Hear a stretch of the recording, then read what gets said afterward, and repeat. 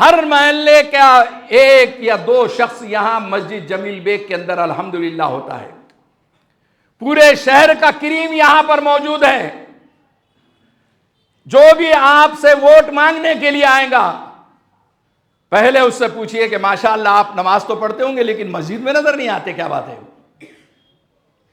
دین کی معلومات کتنی ہیں آپ کو؟ نبی صلی اللہ علیہ وسلم کے کتنے بچے تھے؟ ذرا دو چار دینداری کے سوال تو کرو, ذرا اس کا حساب کتاب تو لو, ذرا اسے پوچھو تو صحیح کہ مسجد کا راستہ کدھر سے جاتا ہے. کبھی وہ مسجد میں گیا؟ اور اس لیے پوچھنا ہے کہ حضور پاک صلی اللہ علیہ وسلم نے فرمایا جو شخص مسجد میں آتا جاتا ہے اس کے مومن ہونے کی گواہی دو. جو نہیں آتا تو زبردستی کی گواہی نہیں ہے. جس کے دل میں اللہ کا خوف ہوگا, رسول اللہ صلی اللہ علیہ وسلم کا پیارا طریقہ اور سنتیں اس کے گھرانے کے اندر زندہ ہوگی, وہ شخص آپ کی قیادت اور سیادت کے لیے اہل ہو سکتا ہے, وہ بھی مشورے سے. قرآن بار بار کہہ رہا وشاورہم فی الامر وشاورہم فی الامر وشاورہم فی الامر. ہم نے مشورہ کرنا ہی چھوڑ دیا. ہم سمجھتے ہیں کہ مشورہ کچھ چیزوں کے لیے ہے. نہیں, یہ تو آپ 5 سال کا جو ہے اس کو ایک بہت بڑا عہدہ اور منصب دینے جا رہے ہیں, اور اس کے لیے اپنے محلے کی مسجد کے اندر آپ مشورہ نہیں کرتے.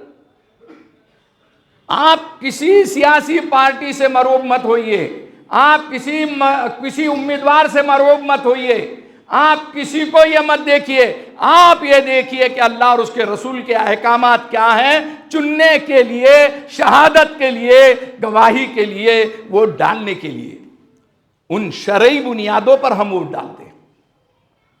ٹھیک ہے, بعض لوگ کہتے ہیں کہ ایسا اگر نہیں ملا تو پھر سیکنڈ درجہ موجود ہے.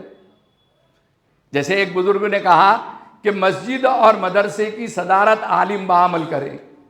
وہ بزرگ سے کسی نے پوچھا کہ اگر عالم بعمل نہ ملے تو فرمایا کہ عالم بے عمل ہے تو سیکنڈ درجے کا ہے.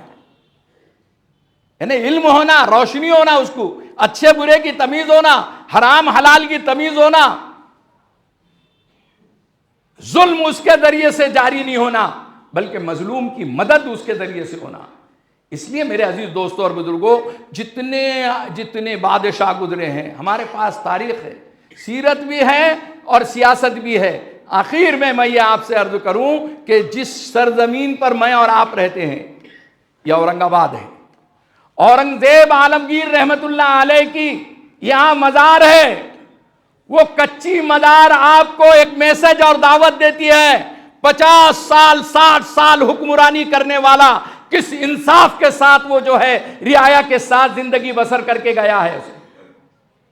اورنگزیب عالمگیر رحمت اللہ علیہ جیسا بادشاہ ہے کیا کوئی آج؟ Corporator, M L A, M P, کیوں یہ نمازیں چھوڑتا ہے؟ کیوں یہ قرآن چھوڑتا ہے؟ کیوں یہ دینداری کو نظر انداز کرتا ہے؟ کیوں یہ اس کے پاس اخلاص نہیں ہے؟ کیوں اس کے پاس اللہ اور رسول کا خوف نہیں ہے؟ آپ پوچھ نہیں سکتے. اورنگزیب عالمگیر رحمت اللہ علیہ کے بارے میں یہ ہے کہ ایک ہاتھ میں قرآن ہوتا تھا. ان کے مشیر کون تھے؟ علماء تھے, حفاظ تھے. وہ کوئی بھی مسئلہ اگر آ جاتا تھا تو وہ علماء کو جمع کرتے, ان سے مشورہ لیتے, پھر فیصلہ کرتے تھے.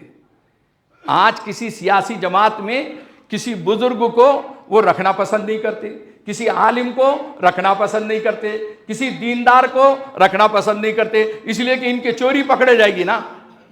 یہ نیچے ٹیبل سے جو پیسے لے رہے, یہ جو گھر بھر رہے, یہ جیباں بھر رہے, اپنے مفاد پورے کر رہے, تو یہ سب پکڑے جائیں گا نا. کوئی عالم روکے گا ٹوکے گا تو, کوئی دیندار روکے گا ٹوکے گا تو. اس لیے تیری بھی چپ میری بھی چپ, تو بھی گنڈا میں بھی گنڈا, سب سے بڑا مہا گنڈا جو ہے اس کو آپ امیدوار بنا لے رہے. اور اسلام کا اور مسلمانوں کا مذاق یہ کر رہے ہیں کہ یہ سیاست ہے, یہ کیا ہے معلوم نہیں ہوتا. یہ ڈھول تاشے کی کس نے اجازت دیا؟ یہ گانے بجانے اور ڈی جے کی کس نے اجازت دیا؟ یہ حرام کاریاں کرنے کی کس نے اجازت دیا؟ یہ مسلمانوں کا لیڈر جا رہا ہے یا کافروں کا لیڈر جا رہا ہے؟ اس کے اوپر شریعت لاگو کیوں نہیں ہوتی؟ اس پر دینداری لاگو کیوں نہیں ہوتی؟ اس پر اسلام لاگو کیوں نہیں ہوتا؟ اس لیے کہ ہم بے حس ہیں، ہمارے اندر حمیت اور غیرت اور جرأت نہیں رہ گئی ہے، ہم میں سے کوئی پوچھنے کو تیار نہیں ہے۔ اسلام کا مذاق اڑا کر، مسلمانوں کا مذاق اڑا کر نہ کوئی مسلم پارٹی ہو سکتی ہے، نہ کوئی مسلمانوں کا امیدوار ہو سکتا ہے۔ میرے عزیز دوستوں اور بزرگوں، سیاست کو دین سے جوڑ کر دیکھیے آپ، سیاست کو محمد رسول اللہ صلی اللہ علیہ وسلم کے لائے ہوئے دین سے جوڑ کر دیکھیے آپ، جب آپ کو سمجھ میں آئے گا کہ خدمت خلق کا جذبہ رکھنے والا ہر اجر و ثواب اور نیکی کو کمانے کے لیے تیار ہوتا ہے اور اس کی کوشش کرتا ہے۔ ترحاب پریمیم کوالٹی کے خوبصورت عربی لباس، عربی ٹوب اور جھبے مدارس اور مکاتب میں طلبہ کو انعام دینے کے لیے بالکل واجبی ہدیے پر۔ تفصیلات کے لیے ابھی کال کریں۔